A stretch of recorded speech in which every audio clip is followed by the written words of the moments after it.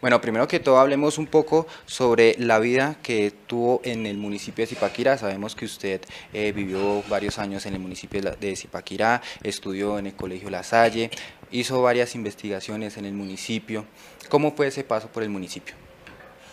Yo llegué allí a los 9, 10 años de edad con mi papá, que llegó a trabajar de secretario en la escuela de varones, se llamaba así, la Normal Superior de Varones, eran colegios nacionales en ese momento. Vivimos en una casita por allí en la calle Octava con novena, entre novena y décima, todavía se mantiene, la he vuelto a ver, he entrado de vez en cuando por nostalgia, todavía quedan algunas cosas dentro. Una casa humilde, digamos, nosotros nunca fuimos una familia pudiente, yo me eduqué, terminé mi escuela, mi primaria, en una escuela pública, que también todavía existe, usted lo encuentra ahí junto a la Normal, que es la anexa a la Normal. Claro que sí. Y todos los días caminaba desde la escuelita hasta la casa allá abajo, subía y después entré, terminado la primaria, a estudiar en el Colegio Nacional, se llamaba así también, La Salle, que era también un colegio público administrado por los curas lasallistas, Sí. aún hoy sigue, pero venido a menos básicamente porque se municipalizó en el tiempo y le fueron recortando sus recursos al punto que siendo uno de los mejores colegios del país ha terminado con un deterioro muy grande de la calidad educativa. Claro. Allí, en esa misma institución nacional, estudió García Márquez, el premio Nobel, así que es un colegio que, y será parte, si somos gobierno, Claro. se tiene que reconstruir básicamente para ser uno de los principales colegios, universidades de públicos de Colombia. Bueno, sabemos que a sus 16 años se gradúa del Colegio Nacional La Salle, un poco joven pues para la época. De ahí empieza sus estudios en la universidad, es economista de la Universidad del Externado. ¿Cómo es ese paso pues, de un colegio público, por decirlo así, a una universidad tan importante como la del Externado? No por ser privada es importante, el colegio era importantísimo, por eso se lo digo, ahí estudió García Márquez. Y el aprendizaje en el colegio me permitió pasar, digamos, los exámenes de admisión, tanto los de la nacional, que me inscribí, como los del externado. Por alguna razón familiar, una tía materna había sido secretaria de Nostroza durante décadas. Mi papá había estudiado también allí, en esa universidad, de noche. Yo recuerdo, él llegaba, esa universidad queda aún en la calle 12 con primera arriba. Y él tenía que caminar hasta donde se cogían los buses de Zipaquirá, que era en ese momento en Los Mártires, en la Ajá, plazoleta de Los sí. Mártires, en la Caracas con décima. Pues estamos hablando casi de, con décima no, eran la Caracas, sí, calle décima con Caracas, es decir, 14 cuadras para subir, 14 cuadras para bajar de noche, y él llegaba hasta Zipaquirá, a nuestra casa, y ver ese esfuerzo, yo creo que me llevó a varias circunstancias, no solamente porque estudié en esa universidad, que me salió siempre gratis los semestres porque me becaban, en el colegio también fue siempre el primer lugar, causé ciertas envidias por ello, cierta parte de la sociedad entonces de Zipaquirá, no la de los trabajadores ni nada, sino cierto círculo allí que se movía alrededor de algunos clubes sociales, eh, me veía con desconfianza, ¿no? Porque veníamos de ser una familia costeña, yo nunca tuve el dialecto costeño, y yo con ciertas ideas un poco que para ellos les sonaban muy raras, ¿cierto? Porque yo ya a los 14, 13 años empezaba a leer cosas que encontraba por allí, libros que no eran propiamente los que decían los curas que tenía que leer. Claro.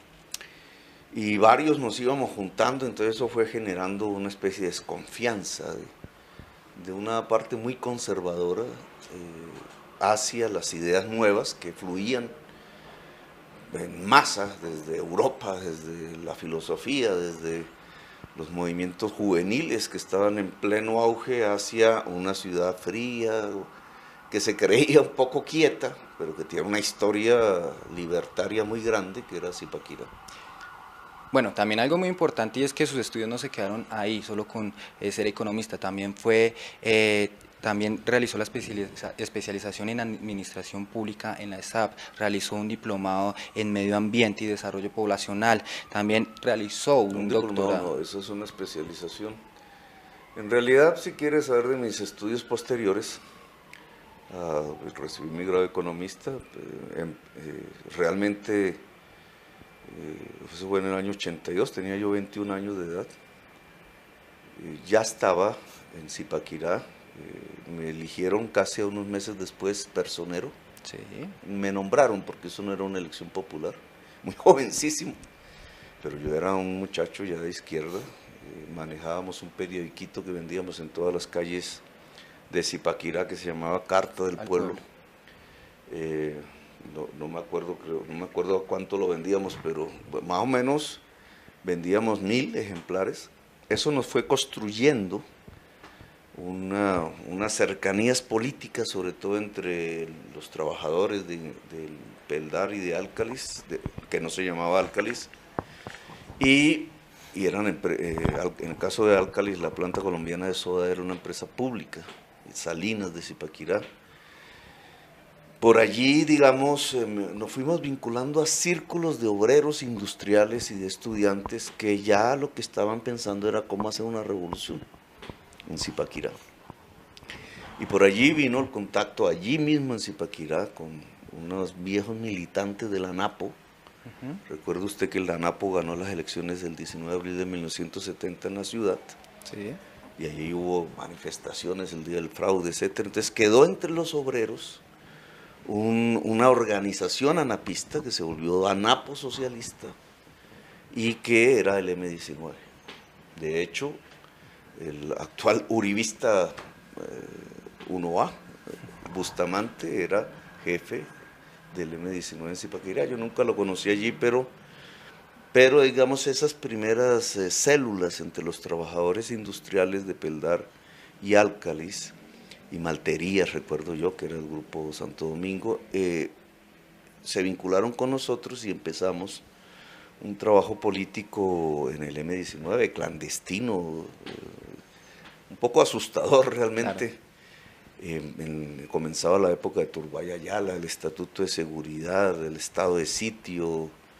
Si nos cogían pintando una consigna por allí, íbamos a un consejo verbal de guerra, sin juez, sin abogado defensor y a la cárcel.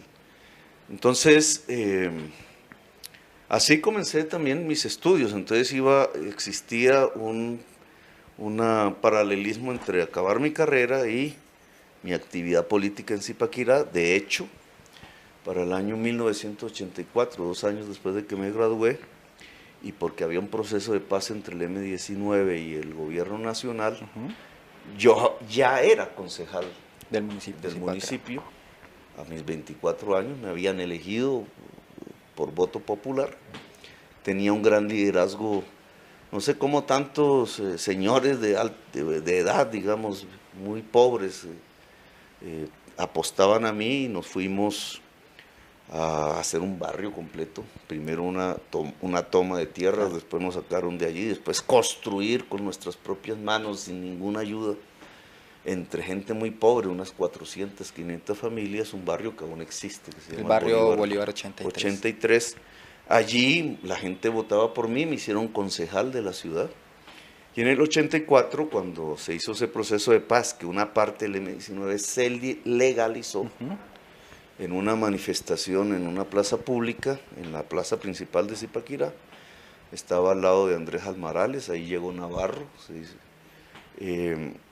Yo hice pública mi militancia, dije soy un concejal de Zipaquirá y soy militante del M-19, quiero la paz. Y empezó otro escenario en mi vida muy difícil, y es que al final esa paz no fructificó. Claro. Entonces vino una represión contra todo lo que sonara a M-19. Yo me arrinconé allá en el barrio Bolívar 83, arriba, resistí como unos 2 meses, siendo aún concejal elegido, hasta que un día el ejército me encontró y me sacó a la fuerza, arrastrándome a la tortura, fui a parar a la escuela de caballería unos meses antes del Palacio de Justicia, allí mismo donde pasaron hechos terribles, me torturaron una semana y fui a parar a la cárcel.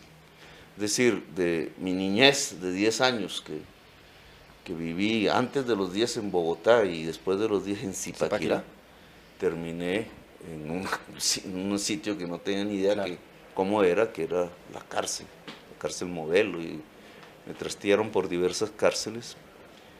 Siempre tuve el cariño de la gente de Zipaquirá, y pasados los años, muchos años de lo que es la guerra en Colombia, volví en el año 89, 90, ya culminado el segundo proceso de paz con éxito. Y entonces incluso volví a Zipaquirá un poco a recorrer las calles, a mirar los sitios con nostalgia, a ir al barrio, a mirar las señoras que ya habían envejecido mucho, algunas habían muerto. Claro. Y entonces decidí volver a estudiar, que es la respuesta a su pregunta. No con la intención de sacar títulos, tengo que confesarlo, sino más con la intención de nuevo vincularme al mundo de las ideas, que la clandestinidad, yo nunca abandoné los libros, siempre leí, pero la clandestinidad de esos años y la cárcel me aislaron un poco de lo que la juventud de los años 90 y 91 leían. Entonces me fui a estudiar Administración Pública en la SAP, terminé, no hice el grado, no quise. Después vino, porque fui elegido representante a la Cámara. Sí. Por Cundinamarca, y Zipaquirá me votó masivamente. Si no es por Zipaquirá no hubiera llegado yo al Congreso de la República. O sea, Zipaquirá y otros municipios, Soacha, la Sabana de Bogotá en general, alguna votación importante en Girardot y en Fusagasugá, los pueblos como más avanzados, más cultos, entre otras cosas, lograron hacerme representante y llegué por primera vez al Congreso. Mi primer debate fue sobre la privatización de la planta colombiana de soda, Álcalis, que efectivamente pues la privatizaron, las salinas. Ese fue mi primer debate en el Congreso, muy ligado al mundo de esa. Cuando salí, me lancé al Senado y me quemé. Sí, y se acabó la ADM-19, que se llamaba así. Y entonces me fui a estudiar otra vez. Y ahí vienen un poco los estudios que usted mencionó. Hice una especialización en la Universidad de Lovaina en Bélgica, una universidad que no es pública, creo que de los jesuitas, no sé bien, de la Iglesia Católica, es la Universidad Católica de Lovaina. Allí había estudiado el sacerdote Camilo Torres, es una universidad de avanzada, representa lo más avanzado de la Iglesia Católica en Europa. Y pude vincularme por eso muy libremente a ideas que en ese momento estaban ya vigentes, las principales de tipo ambientalista, y ahí empecé yo a recoger esa vertiente que hoy ha determinado mucho de mi política administrativa y de mi política en general. Terminados esos estudios regresé a Colombia en una situación difícil políticamente, no teníamos nada, pues llamé a Navarro a ver si volvíamos a hacer algo. Nos lanzamos a elecciones por Bogotá, no por Cundinamarca, porque se había separado después de la Constitución las dos circunscripciones. Y volví a salir elegido al Congreso con una muy buena votación. ¿Cómo se llamó ese movimiento que habían conformado con Antonio Navarro? Vía Alterna. Era un pequeño, le pusimos ese nombre casi, no. Había acabado de estudiar mi magíster de Economía, que tampoco presenté el grado. Inicié mis estudios de doctorado y apenas salí elegido, después de un año de hacer mis estudios de doctorado, me tocó interrumpirlos porque me tocaba viajar a España y dedicarme a la investigación. Era con la Universidad de Salamanca, y yo estaba ya en el Congreso. Me fui por una vía que en los primeros 4 años fue de debates económicos, pero la gran corrupción económica del país, en la banca, el Banco del Pacífico, el Banco Andino, todo este tema de la urbanización de la Sabana Norte, que es un hecho de corrupción inmensísimo, en el que participan no solamente altas figuras de la política nacional, sino la política local tradicional del norte de la Sabana de Bogotá.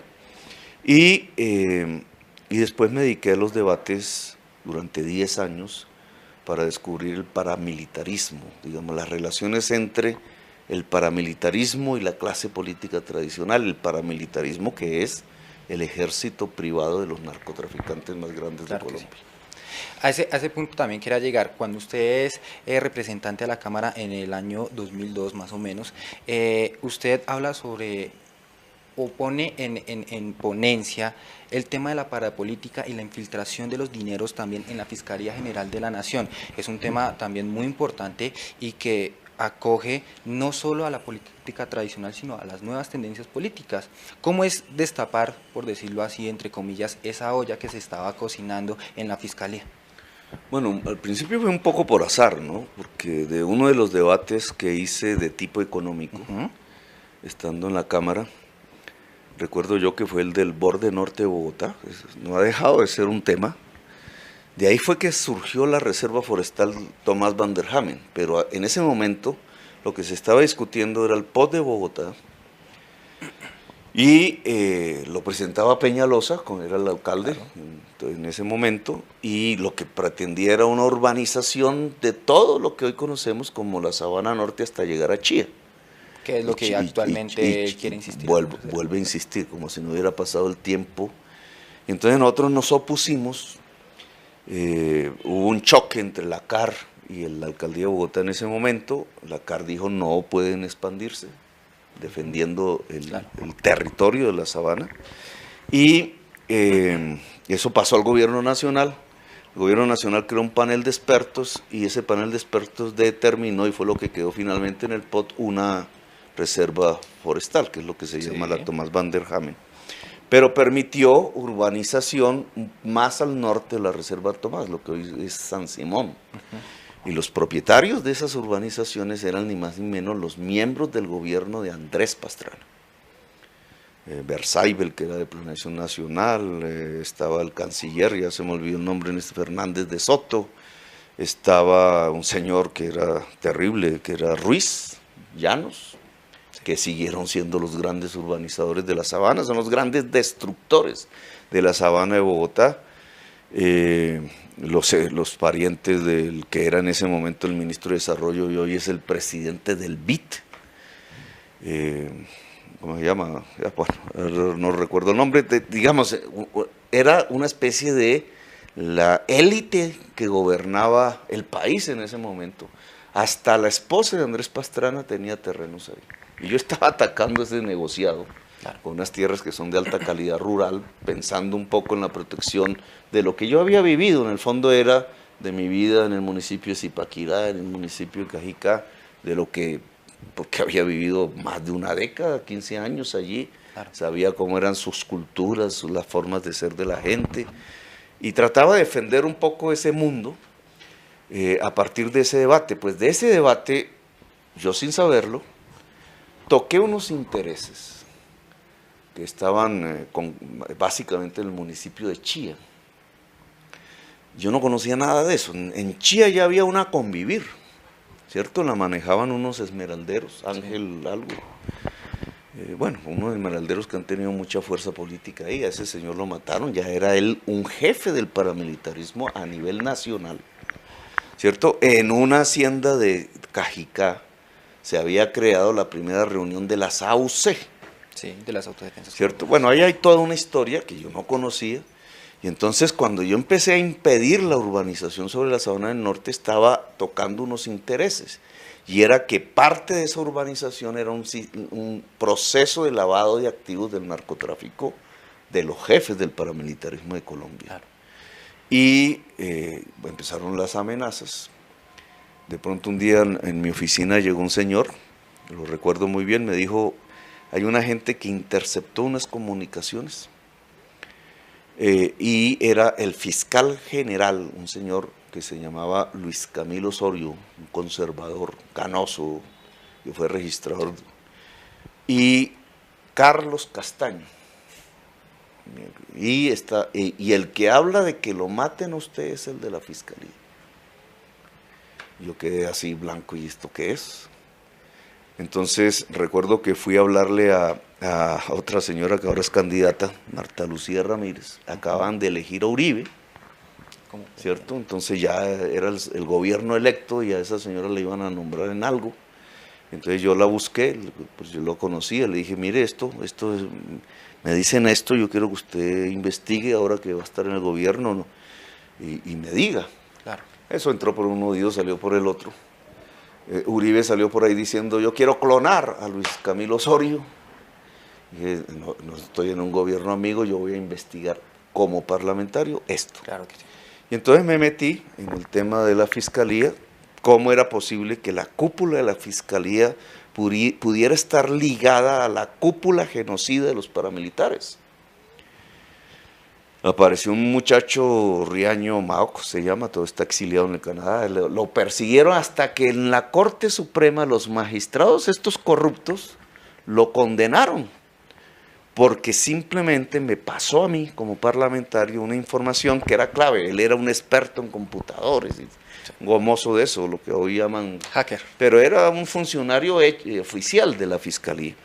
Entonces él cogió todos los celulares que capturaban a los paramilitares que morían o caían presos, ¿cierto? Y cogió todos los teléfonos de la fiscalía, de los funcionarios de la fiscalía, y a través de un programa fácil, porque se le pide a las empresas los números a que entran y salen llamadas de cada celular, hizo el cruce, 326.000 datos salieron en esa época, y ¡brum!, aparecieron ahí en la pantalla del computador cerca de 100 funcionarios de la fiscalía que permanentemente se comunicaban con los jefes del paramilitarismo. Y hice de eso un debate. Y ese fue mi primer debate sobre el paramilitarismo y sus relaciones con el Estado colombiano. La prensa me lo silenció. Incluso recuerdo mucho una revista de un señor que había sido director del DAS en la época que ahora escribe. No fue director del DAS, era como el director de comunicaciones. Sí. Que dijo el cañazo de Petro, y puso así el titular el cañazo de Petro, como si yo me estuviera inventando todo eso. Y ahí entendí que la prensa no estaba en general interesada en escudriñar la intimidad del poder político en Colombia, que hedía a corrupción y a sangre. Ni más ni menos era que nuestra élite dominante en Colombia estaba vinculada al narcotráfico en su expresión más bárbara, la que más mataba, el paramilitarismo. Y a partir de ahí comencé región por región. Y vinieron muchos debates. El que más problemas me trajo en el 2007 fue el de Antioquia, porque ahí mostré cómo las convivir que hizo Uribe eran las estructuras paramilitares después. Bueno, su carrera política no se quedó ahí solo en la Cámara de Representantes. En el Senado ya fue así. En el Senado. Ya siguió avanzando en Cámara de Representantes, pasó al Senado. De ahí, en el 2012, conforma un partido político, el Polo Democrático Alternativo. ¿Qué fue para su vida pertenecer al Polo Democrático Alternativo? Fue el intento de unificar las agrupaciones de izquierda, intentando que fueran abiertas, digamos, hacia el conjunto de la sociedad, no cerradas, con una política pública más hacia los problemas de la sociedad, que aceptara la diversidad. La izquierda es muy cerrada y entonces no acepta la diversidad, no acepta la opinión diferente. La democracia como concepto filosófico es eso, el entender la diferencia, la diversidad. En el Polo se fueron generando ese tipo de discusiones y ver cómo se ampliaba.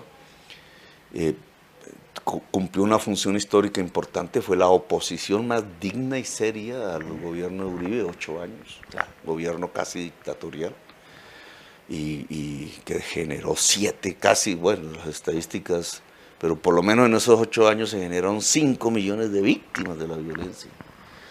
Y todo un tema tan terrible como el de los mal llamados falsos positivos, que ni más ni menos es la actividad consciente de funcionarios del Estado matando jóvenes inocentes y pasándolos para hacerlos pasar como guerrilleros en una cuantía de miles, para darle la sensación al pueblo de que estábamos conquistando la seguridad y entonces ganarse los votos populares. Con este partido se logra algo muy importante, ya que usted lo dijo, intentar unificar la izquierda colombiana, que hasta el momento ha sido un poco imposible realizarlo. Tratar también de destapar todo lo que se ha logrado con los de, por decirlo así, una derecha de Colombia, que ha hecho ciertas masacres en el país, económicas, de vidas y políticas. En el Senado pasa algo muy importante, como lo dijo anteriormente también, las convivir. Ese fue un debate también muy importante en el que se logra destapar ciertas o tocar ciertas sensibilidades en algunas personas. ¿Qué fueron las convivir para su carrera política? Las convivir para Uribe, ¿no? Fue el instrumento de la seguridad. Que en el trasfondo lo que significa es que matando gente se consigue la seguridad. Las convivir eran grupos de limpieza social, o sea, todo lo que sonara raro en alguna región, dirigidas por una gente brutísima, ¿cierto? No era por el carnicero por allí, el comerciante que no estudió y que consideraban que el muchacho de barbas o que la niña que se le veía el ombligo, o cosas así, o el que religioso que de pronto tenía otra religión, y fundamentalmente de las personas que se oponían a que su región se volviera mafiosa, narcotraficante, iban matando. Entonces consideraban que eso era la seguridad, que eso se llama limpieza social. Zipaquirá hubo de eso, sí. Y en el norte, y hay. Aún hay. Por eso la tasa de homicidios está creciendo. El proceso corrupto de urbanización de la Sabana Norte de Bogotá no solamente está afincado sobre un sistema de sobornos a la clase política regional, sino matando gente.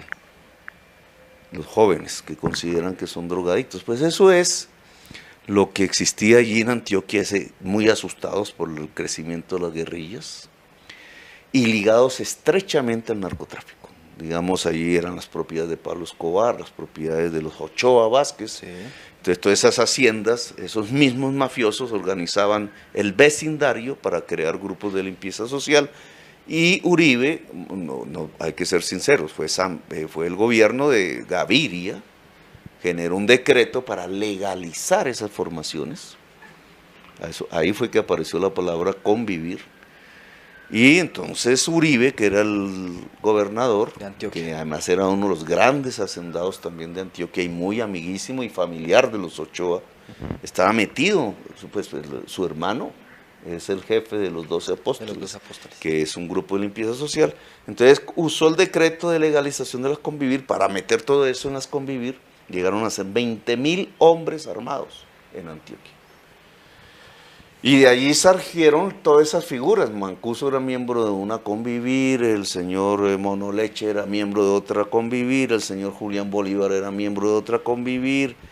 Bueno, el carnicero que llamaban en Sucre, Cadena, era miembro de una convivir de esas que forjó Uribe. Todos esos personajes que después se volvieron los jefes del paramilitarismo colombiano nacieron allí, en esas convivir que forjó Álvaro Uribe. Eso lo mostré en un debate, sí. Todavía está en internet, el que quiera verlo lo puede encontrar en varios pedazos. Fueron casi 2 horas de mostrar pruebas y pruebas, la masacre del Aro, el tema del Urabá, y el papel del señor Rito Alejo del Río en la masacre de la población de Urabá, del sindicalismo bananero, pero además en la masacre de Mapiripán, la masacre del Aro. Bueno, es para un libro que yo nunca he escrito, ¿cierto? Me lo escribió Claudia López, pero nunca puso, oiga, estos datos son de Petro. Bueno, pero esa es la vida moderna. Entonces, ese debate me trajo consecuencias, digamos, de las que he aprendido cosas. Por ejemplo, ahí se le empezó a hacer persecución. En vez de volverme popular, en el sentido de que la gente aplaudiera el que yo me hubiera atrevido a hacer un debate de esa magnitud, y yo creo que todavía no se ha hecho un debate de esa magnitud en el Congreso desde entonces. Al otro día, 19 de abril, día de mi cumpleaños, porque los funcionarios que mandó Uribe a defenderse en el debate estaban durmiendo. Era un viejito, Orguín Sardi, creo que se llamaba, ¿no? Quedó avasallado con la información, no sabía qué decir. Entonces al otro día el mismo Uribe hizo una rueda de prensa, 19 de abril, era el día de mi cumpleaños, por eso lo recuerdo muy bien. Y entonces no me mencionó nunca, pero era la respuesta al debate. Y recuerdo que un periodista, Félix de Bedut, que quizás uno de los primeros periodistas valerosos, llega y dice, porque Uribe dice, y estos señores, sin mencionarme, les hemos encontrado que cuando van al exterior hablan mal de Colombia y hablan mal del gobierno y no sé qué. Y entonces le pregunta a Félix de Bedú, oiga, ¿usted le está haciendo inteligencia a la oposición? Y entonces responde Álvaro Uribe Vélez ahí, todavía se puede ver en la internet. No, eso pregúnteselo a el director del DAS. Ahí apareció otro hecho, suscitado por el debate. Otro hecho que se volvió público un tiempo después, y era que el hombre estaba usando el DAS para seguirnos, chuzarnos, amenazándonos, desprestigiándonos. Pues fíjese todo lo que surgió de ese debate. Surgió un incremento de mi impopularidad, que todavía me cuesta trabajo reducirla, aún hoy. Es decir, a la gente no le gustó que yo mostrara la realidad, ¿cierto? Entonces, en vez de lograr un aplauso por el debate, lo que logré es que la gente me mirara mal en las calles. Algo así como cuando alguien llega a una rumba, ¿cierto? Están a oscuras en la rumba y prende la luz. Entonces el malo es el que prendió la luz. Claro. Bueno, eso me pasó. Envenenaron los perros que estaban en Cajicá. Mi mamá, que todavía vivía ahí, mis hermanos les pintaban. Mi hermana tenía un colegio de esos, de niños muy pobres. Un colegio infantil en Tabio, en Tenjo. Sí. Y un día llega y todas las paredes pintadas de AUC, no sé qué, y una bomba. Entonces, claro, los papás de los niñitos que iban a seguir llevando a los niñitos a ese lugar, y se arruinaron y tuvieron que irse del país, se exiliaron. Mi mamá está fuera de Colombia, mi hermana, mis sobrinos, solo mi papá quedó aquí. Mi hermano decidió venirse después y yo quedé aquí perseguido, chuzado, los teléfonos, todo. Y sin embargo, mire, me volví el alcalde de Bogotá. Claro. Otro punto también muy importante cuando usted fue senador, ya para cerrando también este ciclo, la farpolítica. ¿Qué significó la farpolítica para el Estado colombiano? Y bueno, ¿cómo fue también destapar eso o mostrar ciertos índices de unos dineros ilegales que entraban a la política de ciertos partidos? Pues como respuesta a mis debates, que yo hice el debate sobre las universidades, la toma del paramilitarismo en las universidades públicas, hice el debate sobre el norte de Santander. Allá la fiscalía actuaba, y el DAS, con los paramilitares y unos políticos, unos senadores, y hacían todos los días la lista de quiénes iban a matar. Hice el debate, el de Antioquia, que fue el más importante. Hice el de Sucre, que fue el primero, y ahí empezaron a coger presos al famoso senador Álvaro José García, que fue el determinador de la masacre de Macayepo en los Montes de María, y cogieron toda la clase política. Entonces empezó una Corte Suprema que estaba en ese momento, cogió el debate que yo hice del paramilitarismo sobre Sucre, y empezó ella misma la investigación. El primer preso parapolítico fue el senador Álvaro José García Romero, el que yo denuncié. Y ahí comenzó, el 30% del Senado de la República fue a parar a la cárcel. Entonces todos esos debates ayudaron, fueron el impulso, y después la Corte Suprema. Y por eso es que el DAS empieza a perseguir los magistrados y a chuzar. Y ahí donde aparece, incluso con un error mío, porque yo no capté lo que iba a venir. Claro, tenía que haber una reacción del paramilitarismo, de la jefatura política del paramilitarismo, que estaba en el gobierno nacional, que era el presidente de la República, contra la Corte Suprema, que estaba cogiendo presos a sus aliados. El 35% del Senado de la República. Y no solamente era chuzarlos, tratar de desprestigiarlos como hicieron, sino cambiarlos. Y para cambiarlos apareció una figura fundamental en ese momento, que fue Ordóñez.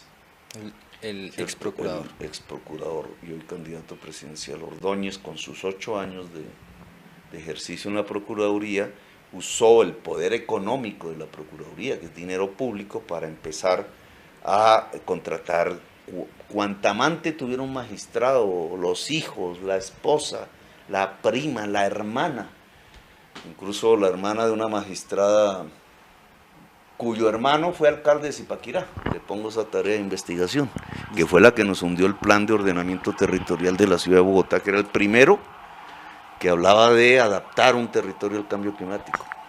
Fíjense cómo la historia finalmente se va articulando. Entonces, todo ese labor de clientelismo tenía una finalidad, ir cambiando magistrados, ir eligiendo, nombrando una serie de magistrados de extrema derecha, o que no tienen ni idea qué es eso, pero que eran funcionales a una línea que terminó acabando completamente la investigación sobre el paramilitarismo en Colombia. Por eso a Iván Velázquez lo sacan de la Corte Suprema de Justicia, termina haciendo un gran papel en Guatemala, pero aquí lo echaron del país prácticamente. Y bueno, yo no me fui por la historia. Continuamos. En el 2010, bueno, antes del 2010, usted, en el 2008 más o menos, usted decide... Usted me estaba hablando de la FARC política, sí, entonces, señor. digamos, una de las reacciones de la clase política que ya se sabía, estaba acorralada, y del presidente Uribe, que también se sentía acorralado. Él trataba de ir hacia la segunda reelección, es decir, su tercer mandato. Y tenía apoyo popular, que era que es un mensaje que yo he cogido, digamos, lo tengo aquí. O sea, porque el pueblo apoya a su verdugo, que lo lleva a la baja pasión, digamos, Claro. a pensar que de verdad la seguridad se hace matando. Pues, y todavía usted lo pregunta y es así. No, el candidato presidencial que diga, es que yo los voy a meter presos, es el que saca el aplauso. Cuando lo que tenemos es una de las sociedades más desiguales del mundo, cuando nuestros problemas de violencia y de inseguridad derivan es de esa desigualdad, cuando los remedios que hay que construir para convivir en paz tienen que ver es con la justicia social, cuando la justicia social lo que hace es precisamente reivindicar lo que hoy son grupos vulnerados y humildes de la población colombiana, que es la mayoría. Pero sin embargo ese camino, que es el camino de democracia real, de justicia social, no pareciera ser el querer de la mayoría del pueblo. Entonces, ese es digamos, estos años han mostrado eso, ¿no? Ellos ganan, o sea, entre más matan, más ganan. Claro. La reacción fue entonces decir que todos nosotros éramos de la FARC. El señor Uribe en Miami, en alguna cosa, dijo, Petro es un terrorista vestido de civil.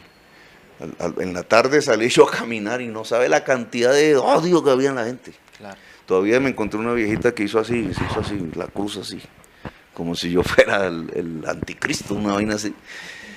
Vade. Claro, era el presidente usando pues su influencia popular para generar un odio contra mí. La prensa le ayudaba, la prensa era detrás. Entonces, para la prensa el tema no estaba en lo que yo estaba descubriendo de relaciones entre políticos y paramilitares, que entre otras, la investigación de la Corte, ya cuando empiezan a confesar, termina mostrando que dueños de los medios de comunicación financiaban el paramilitarismo. Los dueños de los canales privados más grandes del país financiaban el paramilitarismo. Entonces, claro, yo ¿contra qué me estaba enfrentando? Yo me estaba enfrentando contra un poder asesino, integral. Yo no me di cuenta de eso desde el principio, fui metiéndome y a la postre lo que terminamos es con el almendrón, decía alguien. Era el cuerpo mismo del poder colombiano, untado de narcotráfico. Entonces, la forma de defenderse de ellos, no, es que ellos son los de la FARC. Entonces, nos hacen esos debates porque ellos son de las FARC. Y mucha gente se creyó ese cuento. Se lo creyeron, se lo tragaron completo. Es que Petro es un guerrillero y Petro es un guerrillero. Claro, yo había sido un guerrillero de joven. Claro. Realmente no fui un guerrillero, fui un concejal de Zipaquirá, que fui militante del M-19, ya me conocen. Entonces, ¿qué guerrillero iba a ser si iba a las sesiones del consejo por la noche y salía de las sesiones a que nadie me matara por ahí, iba al barrio de los pobres y ahí dormía? Pero así quedó, ¿no? Así quedó. Y si hubiera sido un guerrillero, pues tampoco, porque habíamos hecho un proceso de paz hace ya casi 30 años. Claro. ¿Por qué ahora que denunciábamos el paramilitarismo, entonces nos gritaban todos los días, guerrillero, guerrillero, guerrillero? Recuerdo a Vicky Dávila, el guerrillero Petro. No, a Vicky Dávila no, disculpe, a Urizati, que lo dijo en un noticiero de RCN. Pues era la forma de construir, después de develar semejante realidad política, de construir en el imaginario popular el que eso no era cierto, porque eso era una mentira, de gente que estaba en las FARC y que estaba en guerra con Uribe y que entonces le convenía los debates sobre la parapolítica. Fíjese hoy, incluso yo hice el primer debate y único sobre las relaciones políticas de las FARC. Todo el mundo...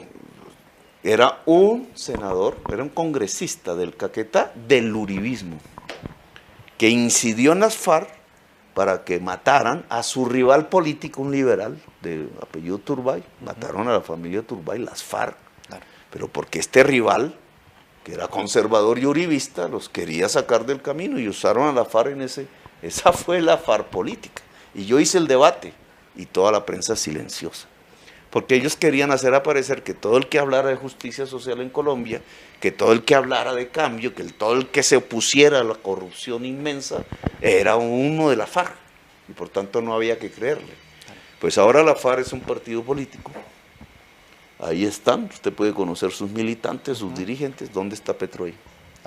O sea, lo que hizo Uribe fue una mentira, para ocultar su propia realidad, que es el vínculo entre ese tipo de política tradicional colombiana, la gran propiedad de tierras, y de ahí el desplazamiento violento de los campesinos, que nos lleva a una de las desigualdades sociales más grandes del mundo y a uno de los desplazamientos, el primero más grande del mundo al interior de un país, por los vínculos con ejércitos genocidas que se llaman aquí paramilitares. Bueno, ¿qué lo motivó en el 2010 a haberse lanzado a la presidencia de la República? ¿Cuáles fueron esos motivos? Porque yo quería llevar mi debate, ya 10 años, 2010 ya era el último año de mi Senado, sí, ¿cierto? Y 15 años de vida en el Congreso de parlamentario.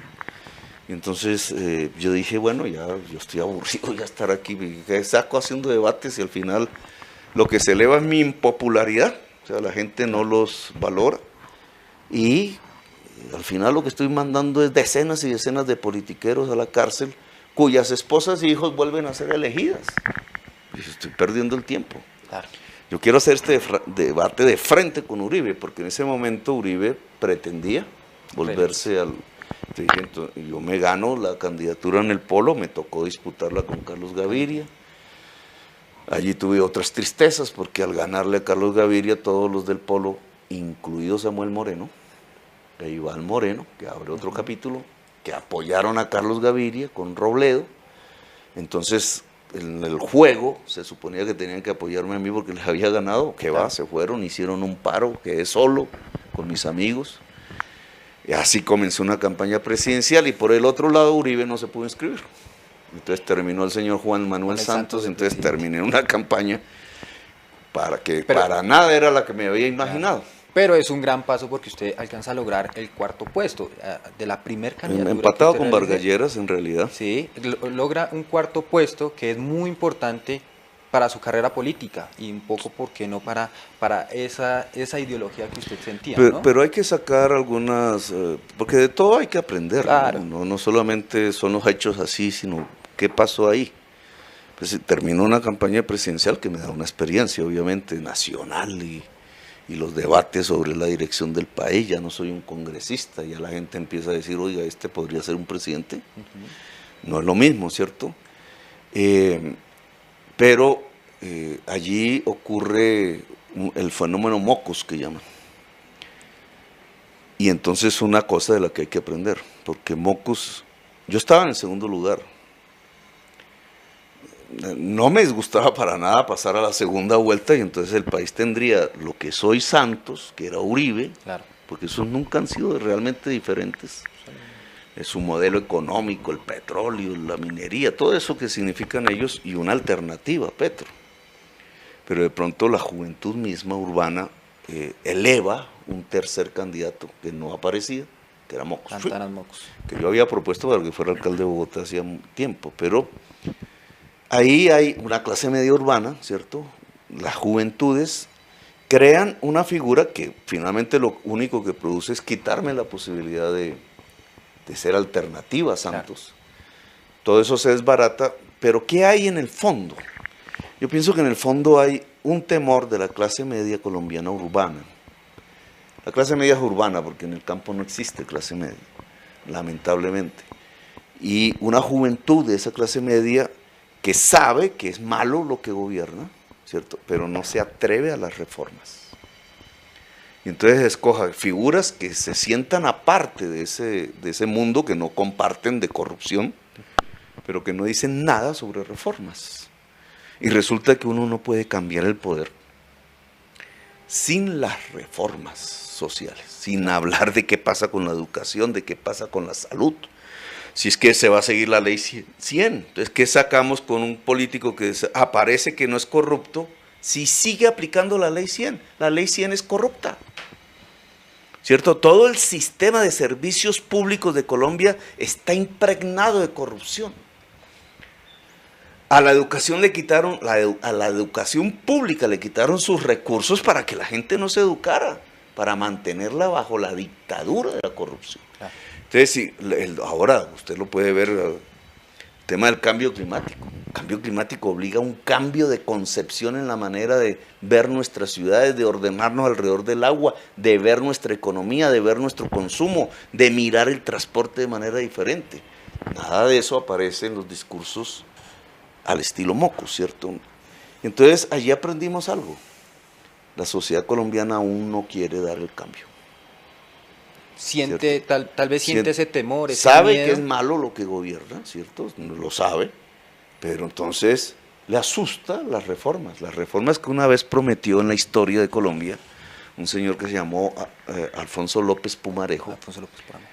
Que no se atrevió a implementar, pero muy bien que siendo presidente de Colombia, las entendió, la modernización del país, la modernización del agro, la democratización de la tierra, el nuevo pacto entre empresarios y trabajadores para industrializar a Colombia. Todo eso, Gaitán, que iba a aplicarlas, lo matan. Y desde entonces, que ya casi es un siglo, ¿cierto? Desde 1936, nadie más de la élite colombiana tradicional, de sus linajes de apellidos, que se heredan desde los tiempos de la colonia española, nadie volvió a plantearse el tema de la necesidad de hacer las reformas democráticas. Y entonces preocupa que después de un siglo de incumplimiento y de la violencia y desigualdad social que eso ha generado, ¿cierto?, nuestras fuerzas de clase media y del centro político aún no sean capaces de saber que el paso que hay que dar ahora, si queremos realmente consolidar la paz y la convivencia y construirnos como una nación importante, digna, es el de las reformas sociales. Pues un poco ese mensaje fue el que me llevó a la alcaldía de Bogotá y a mostrar a riesgo que estoy sufriendo hoy, claro, a riesgo que se podía gobernar de manera diferente. O sea, que algo se podía hacer en el Estado que no sonara a lo mismo. Y esa es la Bogotá humana. Hablemos un poco sobre esa Bogotá humana, esa candidatura a la alcaldía que lo llevó también como alcalde mayor de Bogotá. ¿Qué significó esa Bogotá humana para no solo los bogotanos, sino también para todos los colombianos, para aquellas personas que de pronto estaban pendientes de todos los progresos que usted estaba realizando, de toda esa gestión que se realizó durante esos 3, 4 años de administración? Sí, esos 4 años de administración enseñan cosas, ¿no? Enseñan. Muchas no nos las imaginábamos cuando entramos. Nos ganamos esas elecciones con el apoyo de la juventud y las clases populares. Votaron por nosotros y nos hicieron ganar. Y yo podía haber hecho lo de Lucho Garzón, digamos, porque yo entendí el papel de Lucho. Entonces, no, hagámosle espacito, claro, ¿cierto? Y sobreaguamos. Pero yo entendía que la historia de Colombia meritaba que se mostrara algo diferente. allí no percibí, lo entiendo ahora, claro, para mostrar algo diferente se necesitan los medios, Claro. ¿cierto? Que deben mostrarlo. El primer escenario que vimos casi desde antes de asumir el cargo es que los medios se pusieron en una actitud muy de destrucción de la imagen de lo que pudiéramos hacer, ni siquiera de ocultamiento, sino de destrucción, una cosa pavorosa. Había días que no, pues me iniciaron un proceso penal el día antes de la posesión, ¿cierto? Sin ser alcalde, porque le dije a Yamid Amat, y ese fue el hecho que inició que a mí me gustaría articular las empresas públicas en un holding, fue la palabra que usé, porque se volverían más poderosas. Eso me resultó ser.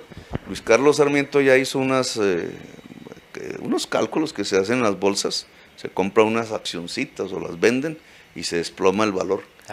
Resulta que la empresa de energía de Bogotá venía desplomándose, llevaba un año continuo, pero en el día anterior entonces dijeron que eso era culpa mía. Iniciaron proceso penal los abogados de Uribe, Granados, y la prensa. Entonces ahí yo encontré lo que iba a ser ya la marca de la prensa, digamos. Al principio no me lo creía, pero porque no habían sido tampoco rivales míos, pero era una actitud de destrucción, de ocultamiento cotidiano, sistemático, que me acompañó hasta el último día. Claro. ¿Qué era lo que intentaban? Era que no viera Colombia, ni Bogotá, lo que estábamos haciendo. Es decir, un gobierno diferente. Claro. Eso era todo. Hablando de los medios principalmente, hay algo que pues a mí como periodista personalmente me llama mucho la atención, y es Canal Capital. Canal Capital reforma toda una parrilla programática y se vuelve más inclusiva.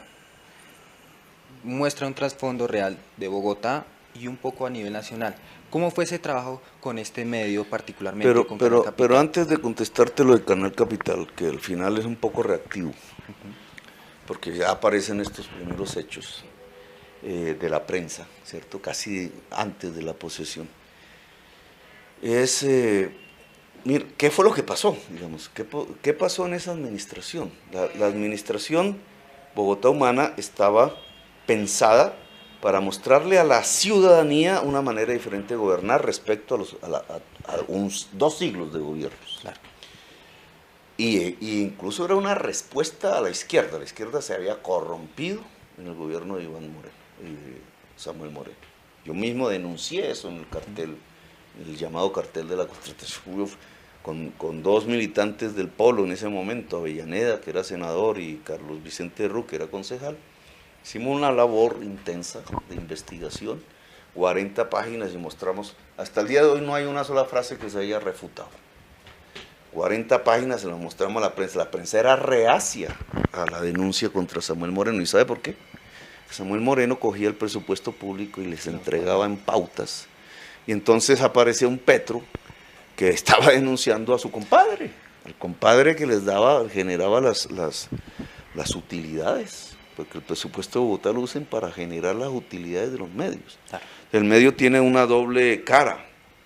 La cara que ve el televidente, ¿cierto?, de los realities, de las telenovelas y los noticieros, y la otra cara es una empresa que está midiendo la contabilidad, cuánto me entra, cuánto gasto, hay que bajarle el precio, el salario a los periodistas, hay que bajarle el salario a los actores de la televisión, hay que tratarlos como esclavos porque maximizamos la utilidad. Claro.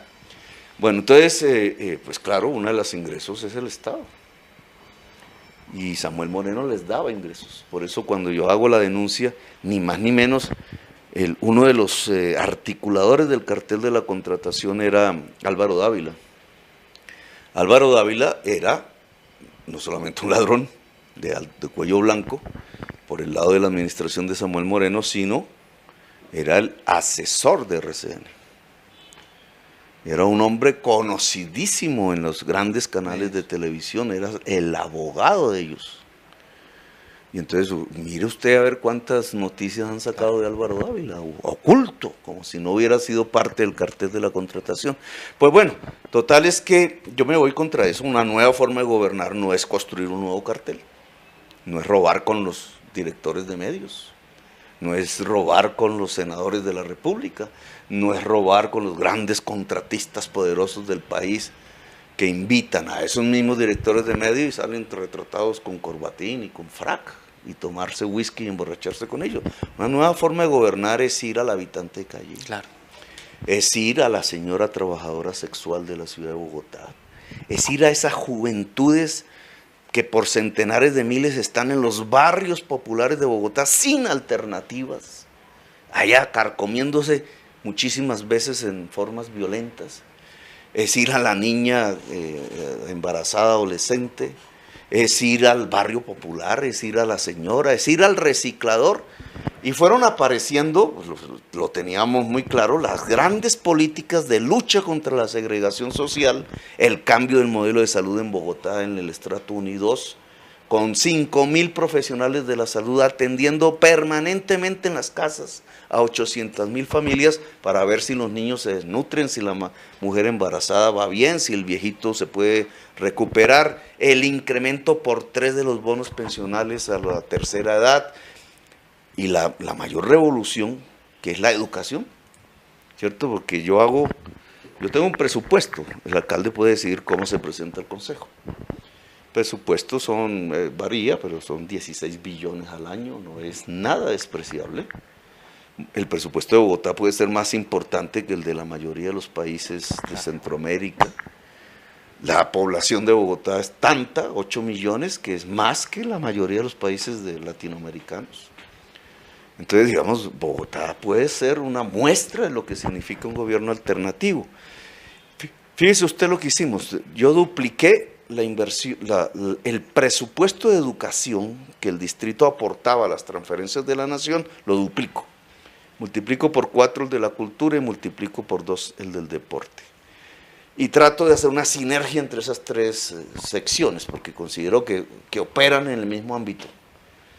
Y la cultura de Bogotá tiene IDARTES, tiene la Orquesta Filarmónica de Bogotá, está el IDRD, que es lo que tenemos en deportes, y está la Secretaría de Educación, y la distrital, que es un poco más alejada, porque no la controlamos, pero es parte. Todo eso le metemos una inyección de presupuesto y una política educativa, que básicamente consistía en infraestructuras de calidad, atención a la primera infancia, meter arte y cultura en los horarios, pagándole a todos los productores de cultura en el barrio popular, al conjunto de rock, al del arte, generamos los clanes, metimos la Orquesta Filarmónica de cabeza en los procesos pedagógicos de la ciudad, y el resultado final, ¿cuál fue? ¿Cierto? Un salto en el presupuesto público enorme, enorme, la mayor inversión en infraestructura educativa de la historia de Bogotá. Y lo que tuvimos fueron unos resultados, ¿cierto? Recuerdo cuando inauguramos 24 sedes de colegios, 24, ningún gobierno ha podido hacer eso. Mire usted qué registros en la prensa hay de eso. Iban como una especie de manada, digamos, 40, 50 periodistas de medios de comunicación, cámaras me ponían todo bien, y yo cogía los ladrillos y decía, mira, aquí la sede número 13, la sede número 14, orgulloso, porque a mí sí me gustaba, sabía qué implicaba eso. Y después miraba, siempre me preguntaban, nunca me preguntaban, oye, Petri, ¿cuánto costó el colegio? ¿Y cuánto costó? ¿Y cuántos estudiantes? Nunca hablaban de presupuesto. Sino que entonces era el escándalo que Darío Arizmendi había anunciado por la mañana, no, que su concuñado, que el hermano del concuñado, y a mí qué me importa mi concuñado, si es una familia de Zipaquirá, entre otras cosas, ¿cierto? Los conozco cuando yo llego a Zipaquirá, no, que es el señor Gutiérrez, que es un señor muy respetable de Zipaquirá, el más rico de Zipaquirá, que tiene una virtud, y es que él no dejó, cuando creció el M-19 en Zipaquirá, siendo yo joven, que eso se volviera una guerra, porque hubiera podido pasar. O sea, los ricos de Zipaquirá, incluido él, hubieran podido llamar a Gacha, que estaba en Pacho, ¿cierto?, y sus ejércitos de sicarios, y hubiera habido una matazón en Zipaquirá.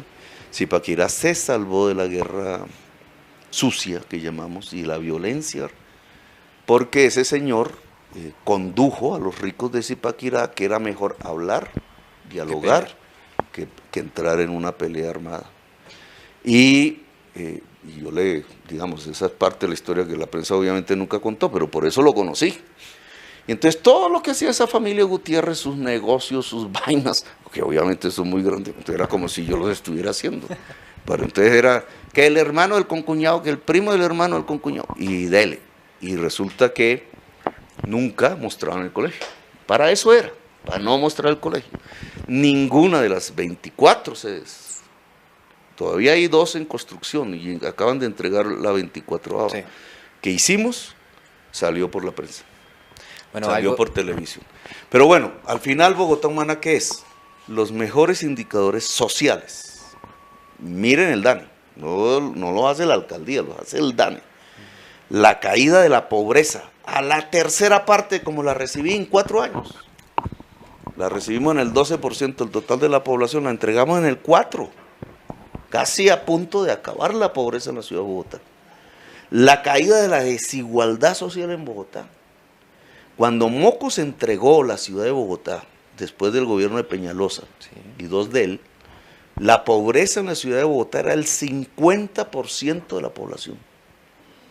Y a eso le llamaba la clase media alta, uy, ¿por qué no volvemos a los tiempos de Peñalosa y de Mocos?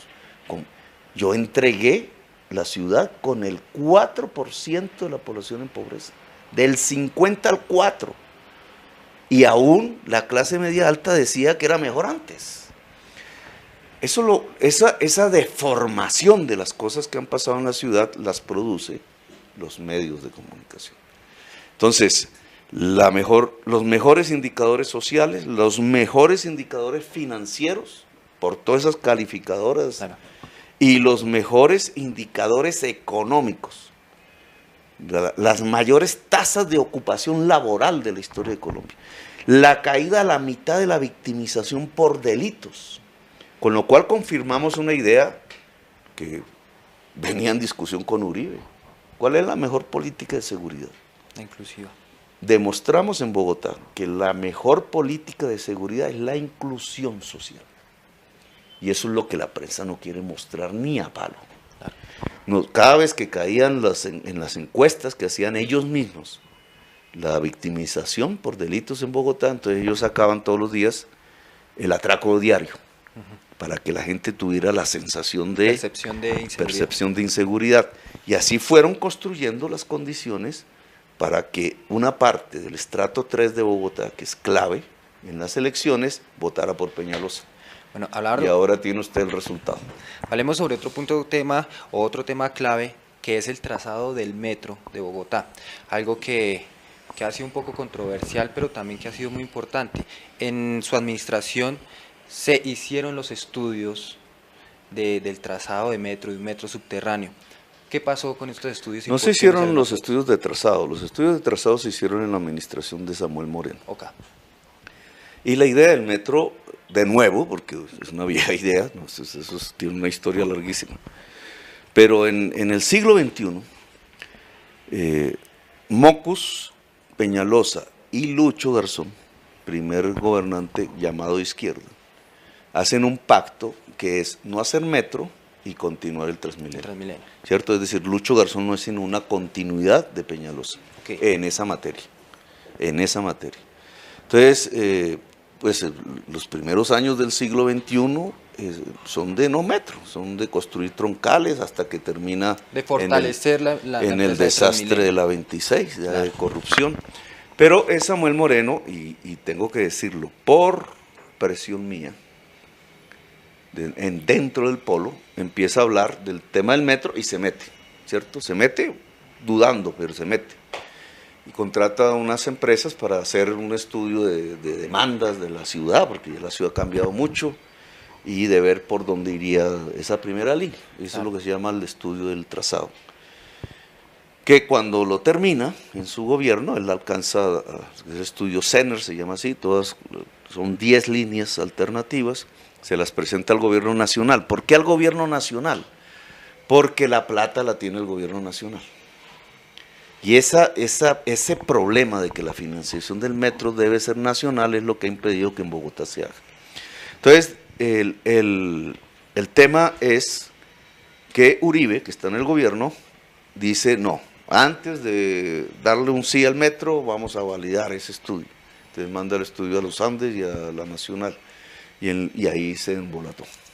Y ahí terminó Samuel, porque vino pues mi denuncia, se fue, Clara López, la primera reunión que hago con Santos, siendo alcalde electo, y es con Clara López. Entonces Santos me dice, mire, este es el metro, estos son los estudios, me muestra más o menos el estado del arte. El Banco Mundial ya seleccionó unas sobres para el estudio de ingeniería avanzada, que eso no es trazado, eso ya es cómo se hace el metro, al detalle, se llama ingeniería avanzada. ¿Usted qué va a decir? Me dice, ¿usted qué piensa?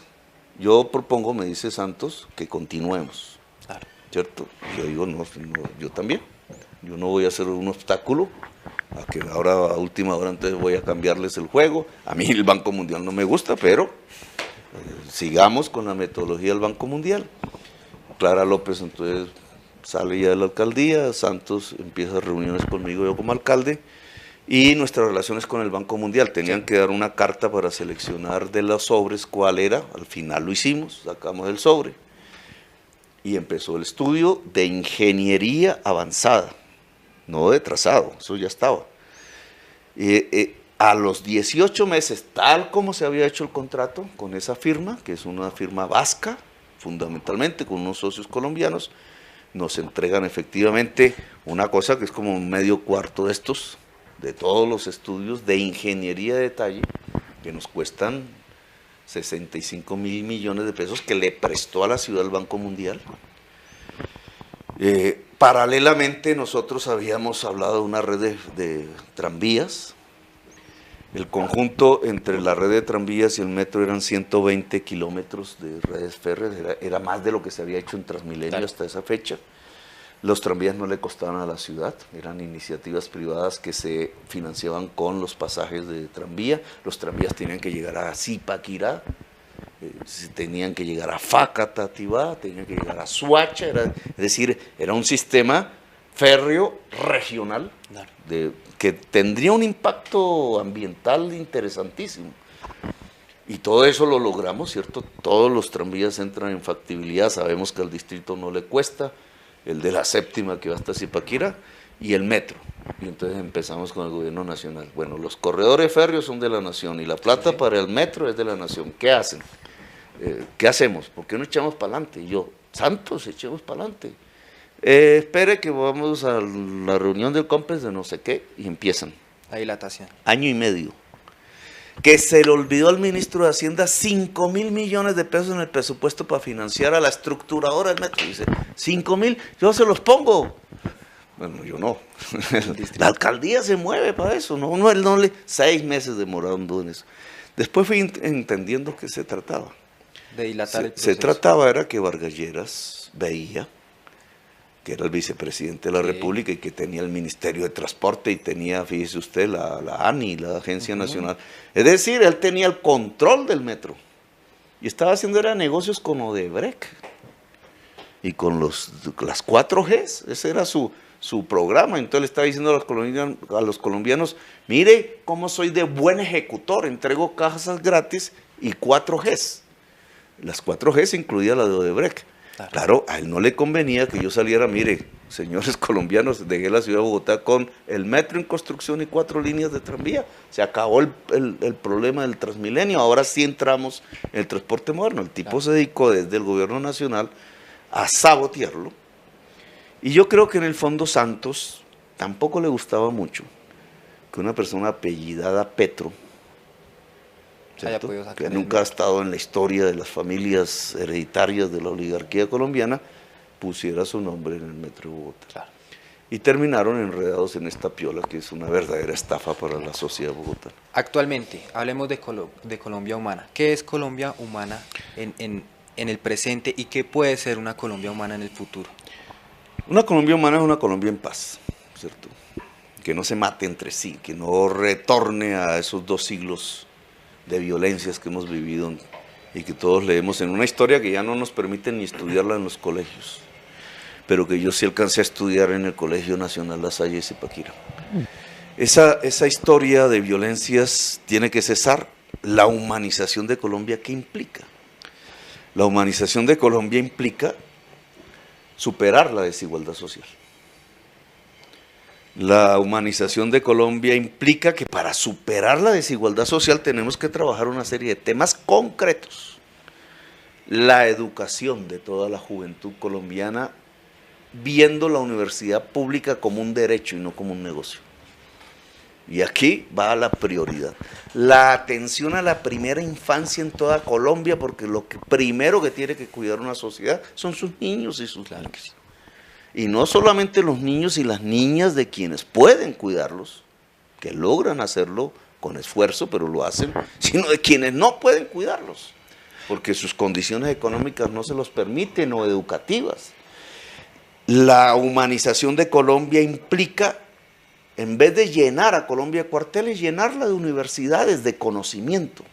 La humanización de Colombia implica en el campo que el latifundio improductivo deje de ser el acaparador de las tierras en Colombia. O sea, la tierra es para los campesinos, para los empresarios que produzcan alimentos en ella, y no para unos señores traquetos que ven la tierra como su posesión y todas las mañanas de vez en cuando van a visitarla, entonces le toman una foto de potreros vacíos, solo para llevar a sus amiguitas reinas de belleza a mostrar su poder. Para eso no es la tierra en Colombia. Si la tierra en Colombia se vuelve productiva en producción de alimentos, podemos industrializar a Colombia.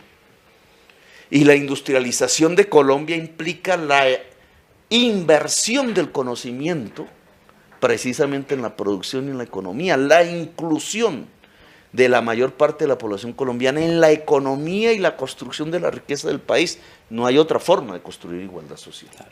Esa es una Colombia humana. La Colombia humana significa democracia. Es decir, democracia no es simplemente que voy a votar cada 4 años, muchísimo menos que me compran el voto. Democracia significa que si una población en un territorio quiere que en su territorio no se saque petróleo y carbón porque va a destruir su agua, se le respeta. Es decir, que la población sea dueña de su territorio. ¿Cierto? Una Colombia humana significa una Colombia con justicia, incluido un aparato judicial que le permita al ciudadano, cuando le violan su derecho, repararlo de manera rápida y eficaz. Esa es la Colombia humana que nosotros estamos pretendiendo. La economía de la Colombia humana no es la economía del petróleo y del carbón depredador que está envenenando el mundo. Esos huracanes que van sobre Miami, parcialmente en su poder, tienen que ver con el carbón colombiano que se quema y con el petróleo colombiano que se quema en las grandes factorías del mundo. Es una economía ligada al agro, la agroindustrialización, la industria y el saber, lo que nos permite pensar en una Colombia no solamente humana, sino digna y grande. Hablemos un poco sobre el proyecto programático que tiene Colombia Humana para podérselo presentar a nuestros televidentes, hablar sobre esos pinos con los que se puede empezar a construir una Colombia humana. ¿Cómo hacer tangible esas ideas? Unos tips. Sí, ¿cómo hacer tangible esa ideología o esas ideas que tiene la Colombia humana? Mira, lograr que toda la juventud colombiana entre a una universidad implica 15 billones de pesos. Es decir, 500.000 jóvenes adicionales a los que ya entran, que puedan entrar a una universidad pública y gratuita. ¿Eso cuánto vale? Eso vale 15 billones de pesos adicionales al presupuesto de la educación. El presupuesto de la educación, ¿sabe cuánto es hoy? 30. Es decir, que hay que multiplicar el presupuesto de la educación por 50. Ese es el primer elemento. Y al lado hay que multiplicar por 10 el de cultura y por 3 el de deportes. Para volver a repetir los buenos resultados que nos dio en Bogotá. Bueno, pues digamos, ahí viene una pregunta concreta. ¿De dónde va a sacar la plata? Pero usted, esa se la dejó a usted. Pero ese es el primer hecho. El segundo hecho en salud significa que la ley 100 hay que transformarla radicalmente. En Bogotá tuvimos ya una experiencia, ¿cierto? 1.000 millones de pesos diarios nos costaba atender a la población de estrato 1 y 2 sin preguntar por su EPS. ¿cierto? En su casa y de manera preventiva. ¿Cuánto nos vale ese programa a nivel nacional si lo queremos extender? Es decir, que todo ciudadano y ciudadana tenga el derecho a la salud preventiva en su hogar, así sea una aldea allá de nómadas en La Guajira, o por allá en los afros, en alguna quebrada alejada del Chocó profundo. Eso es lo que tenemos que lograr como un modelo de salud. En su hogar, equipos de salud que de manera permanente prevengan la enfermedad. En nuestro gobierno no se va a cerrar ningún hospital público. Al contrario, los hospitales públicos de Colombia deben saltar a la máxima nivel de tecnología existente en salud. Eso cuesta. Y como eso cuesta, le respondo a la pregunta que no me ha hecho. Hay que hacer una reforma tributaria diferente, que no es cómo se financia el Estado a partir de los consumidores de la canasta básica familiar, es decir, todos nosotros, sino cómo se financia el Estado de las riquezas y las rentas que no produzcan riqueza en Colombia.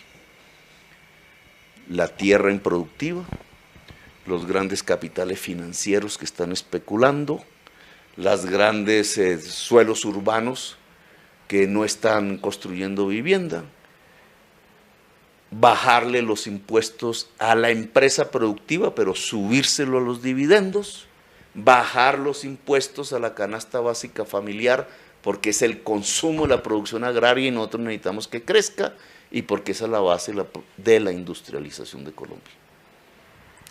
Bueno, doctor Gustavo Petro, ya para terminar, ¿cuál es ese llamado que se le puede hacer tanto a la clase joven para que siga creyendo en la política, en una política moderna, en una política diferente, y para que, ¿por qué no?, para que crea en la Colombia humana y para que siga escuchando sobre el programa de Colombia Humana? Yo pienso que la juventud ha entendido nuestro mensaje. Cuando, por ejemplo, hablamos de este tema en la universidad, sí, claro que lo entiende, que está viviendo el problema. Cualquier barrio de Ciudad Bolívar o del centro de Bogotá sabe, su juventud en ese barrio sabe qué pasa con la universidad para él o para ella. La juventud entiende cuando nosotros planteamos que hay que ordenar el territorio alrededor del agua, que si el problema no es tener una economía centrada en el petróleo y el carbón, sino en el agro, la producción de alimentos, el medio ambiente y la industrialización cero carbono e intensiva en conocimientos, sabe que eso significa ¿qué? Un reequilibrio con la naturaleza. Y la juventud le apuesta a eso, porque sabe, no sino abrir la pantalla de televisión y mirar Miami hoy, claro, ¿qué significa si no somos capaces de reequilibrarnos con la naturaleza? Significa la muerte. Y la muerte llega en cada vez mayor proporción, no sobre nosotros los viejos, sino sobre esos jóvenes y sobre sus hijos, si las cosas siguen como van.